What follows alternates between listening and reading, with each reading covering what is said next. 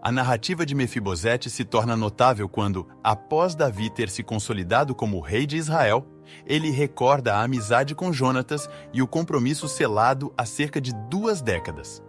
Nesse momento, Davi indaga se há algum remanescente da família de Saul a quem possa demonstrar fidelidade em honra àquela amizade e aliança estabelecida com Jonatas. Portanto, nesse ponto, Davi adotou um comportamento contrário ao praticado nos reinos da época.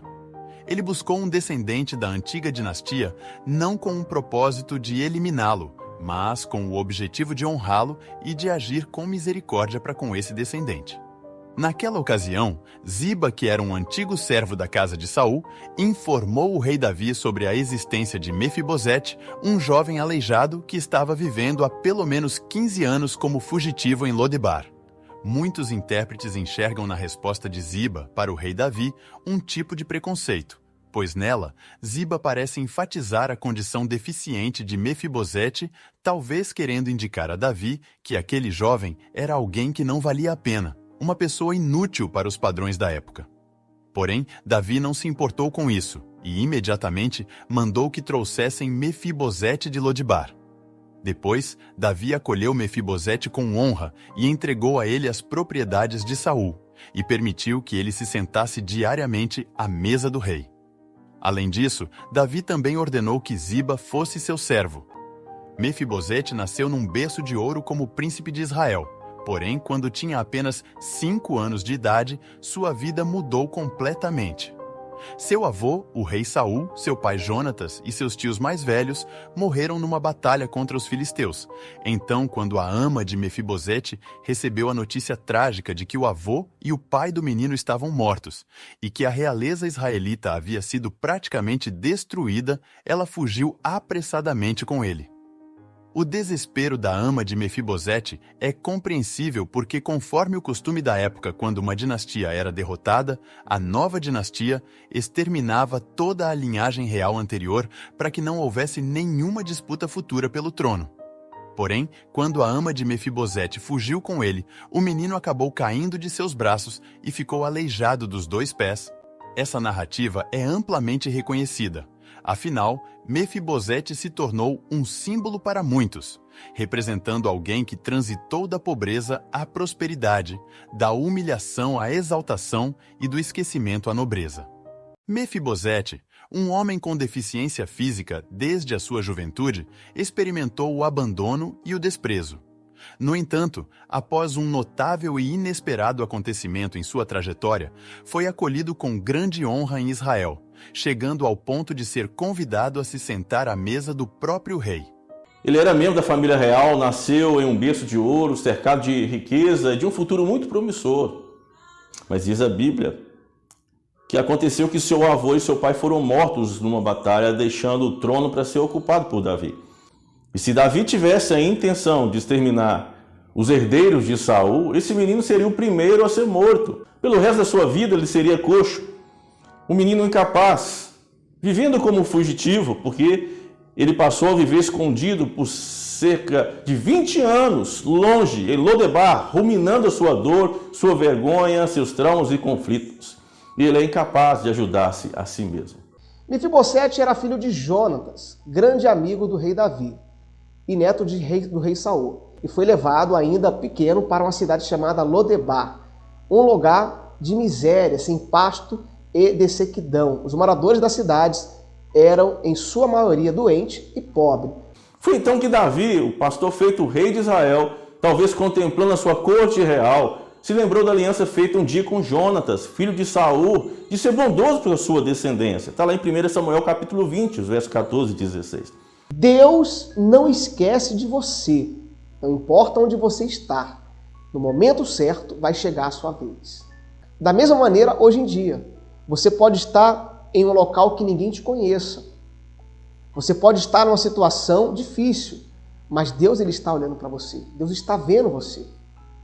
Deus ele está te observando, assim como ele olhou para Mefibosete e usou Davi para abençoar a vida dele. Deus também pode usar pessoas. Deus também usa pessoas, vai usar pessoas para te abençoar. Cuidado com a visão depreciativa que você tem de si mesmo. Para a sociedade da época, Mefibosete não passava de um homem inválido. Para o tal de Ziba, Mefibosete não passava de um aleijado de ambos os pés. E na visão do próprio Mefibosete, ele não passava de um cão morto. Olha só que visão, olha só que tragédia, algo depreciativo demais. Irmãos, a pior tragédia na vida de uma pessoa não é a visão pejorativa que os outros têm dela, mas sim a visão depreciativa que nós temos de nós mesmos. Todos, e até o próprio Mefibosete, olhavam e via ele como um nada. Mas Davi olhou para ele e não viu os seus defeitos, mas sim as suas qualidades, mas sim a aliança que Davi tinha com o pai de Mefibosete, que era Jonatas.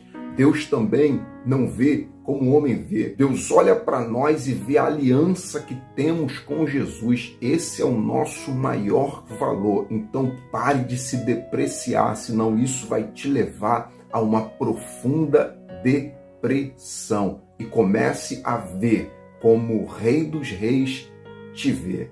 Mas o rei, mesmo assim, mandou chamar Mefibosete. Saiba que o Rei dos Reis te chama, o rei te chama, o rei te ama. O rei também te chama nesse deserto, o rei também te chama no meio dessa tempestade que você está vivendo. O rei mandou te chamar. Então vire a página da sua vida, não se lamente mais, porque hoje o rei te chama. Não importa como você está nesse momento, o rei manda te chamar. Então venha. A partir do convite do rei, Mefibosete seria lembrado como aquele a quem o rei honrou. Já parou para pensar por que Davi não matou ou mandou matar Mefibosete? Já que ele era o sucessor legítimo do trono, por ser neto de Saul e filho de Jonatas. Mas sabe por que isso não aconteceu? Davi era seguro, Davi tinha segurança em Deus. Ele sabia que era Deus que tinha colocado ele ali. Davi sabia que quem garantia a permanência dele no reinado, no trono, era Deus e não as pessoas. Davi era tão seguro do seu reinado que convidou até alguém da linhagem real para fazer parte do seu reinado e sentar à sua mesa, que era Mefibosete. Quem tem certeza do chamado de Deus não tem medo de perder o lugar ao honrar outras pessoas.